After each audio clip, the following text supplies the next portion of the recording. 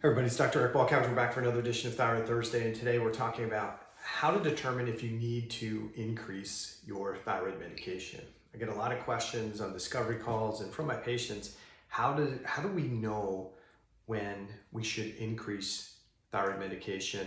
I'll do another video on when we should maybe decrease thyroid medication, and then I'll do a third video on maybe when it's time to consider adding some level of T3 medication as well. Okay, now it's really important to know I don't prescribe medication. I'm not your doctor. So this is not, I'm not telling you what to do. I'm just gonna give you some thoughts and concepts when I review labs. These are the things that I consider, and then I tell my patients, hey, this is what you need to go back and consider talking to your prescribing doctor about. This is why we probably should reduce the medication or increase the medication or change the medication based on other videos, okay?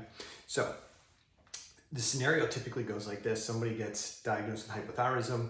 They're playing with the dose. They get a dose. They don't feel great. They go into their prescribing doctor, and the doctor says, well, if you still have symptoms, I'll just give you more. And that's a problem if it's inappropriate to give more thyroid medication. Why? If you give more thyroid medication, especially T4 medication, then the body needs, that can result in reduced conversion of T4 to T3 inside the peripheral tissues. So even though somebody could drive TSH really low with thyroid hormone, making you look hyperthyroid, you could have mixed symptoms of hyperthyroidism, especially at the brain, and hypothyroid symptoms in the rest of the body. And this happens quite frequently. So let's go through this scenario. Somebody's still symptomatic. Maybe you're still tired, you're still fatigued, you're not losing weight, you're on thyroid medication, and your TSH dose, or your current thyroid dose, T4, we're going to talk T4 medication only, has pushed your TSH into that 2 to 4.5 range. Now, some prescribing doctors like to see TSH below 1, given the person's condition. Some people think the lower is better. I don't believe that philosophy. Some people think that the sweet spot's between 1 and 2. You'll hear that in functional medicine all the time. You have to have it in between 1 and 2. I don't believe that's the case either. And in some physicians, as long as they've got TSH below the lab high reference range, 4.5, they consider the patient has been supported appropriately, especially if T4 or free T4 is within the lab reference range, and especially if T4 is at the high end of the reference range, okay? But that's not true either. So if you're still symptomatic and your TSH is, let's say in that 2 to 4.5 range, and your doctor says, hey, I want to give more thyroid medication, or even if it's really under 2, and your doctor's saying, I'll just give you more medication because you're still symptomatic.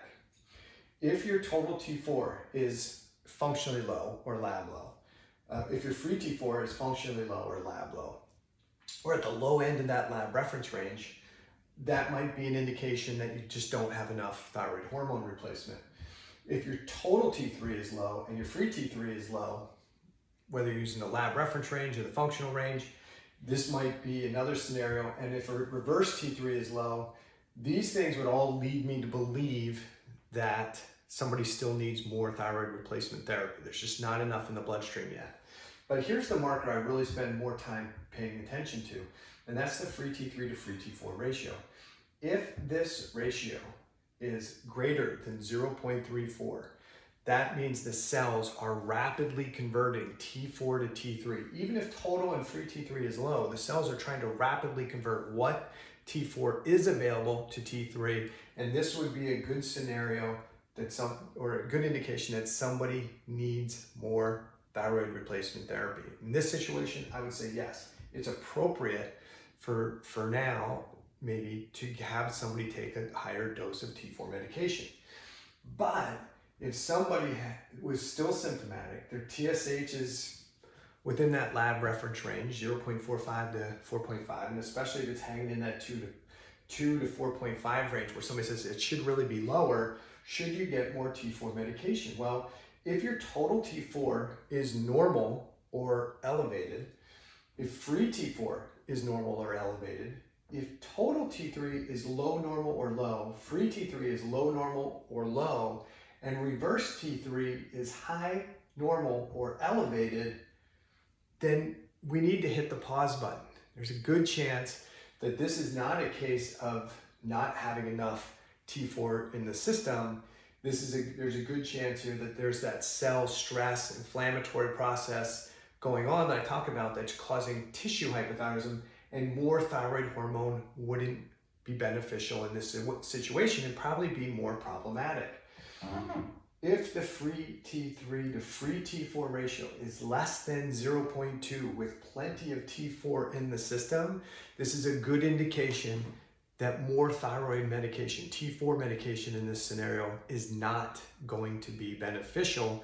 Yes, you might have that initial phase where you get it, where you feel a little bit better, but probably what's going to happen as you're on that dose for a period of time, TSH is going to go lower, and you're going to have maybe more hyper type symptoms, maybe brain fog, insomnia, irritability, brainy type stuff gets more hyper, and then peripherally you may see a plateau of your weight, you may see some weight gain, you may still be tired and fatigued, you may have more constipation, you may have more hypothyroid symptoms in the periphery, okay?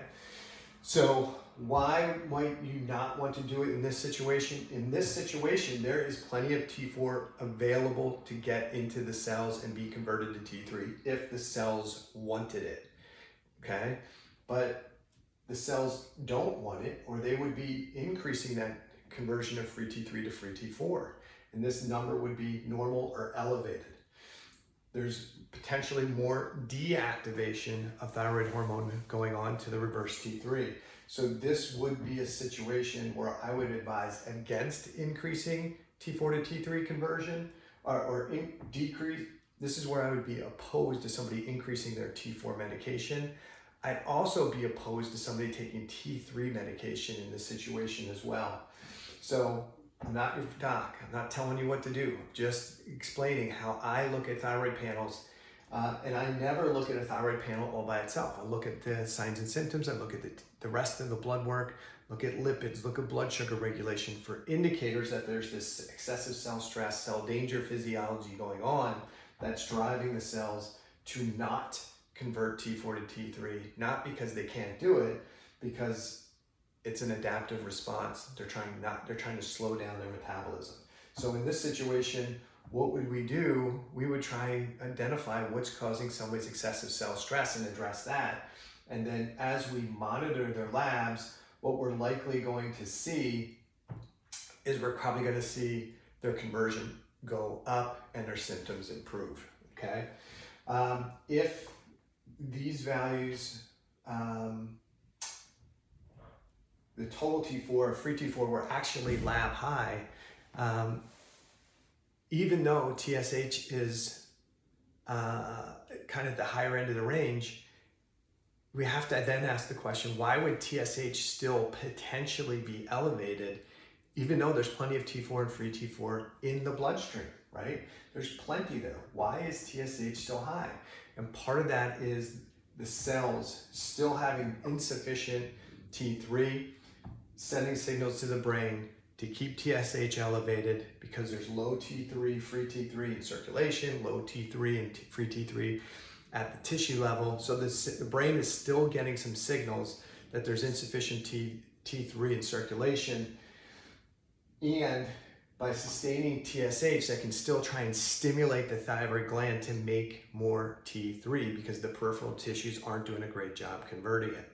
Some people might say, well, that's a great reason to give more T3, but in most situations, I don't think it is, and I'll explain why in another video. If you have any questions, put them below wherever you watch the video. And if there's any topics that you'd like to see covered on a Thyroid Thursday, just send me a note wherever you watch the video, and I'll be happy to pump out some more videos on the content you're looking for. All right, take care.